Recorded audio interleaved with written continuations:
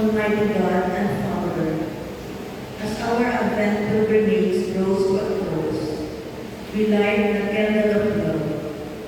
Grant us the courage to share your love for life and all creation, love for sinners and saints, love for the poor and the little ones.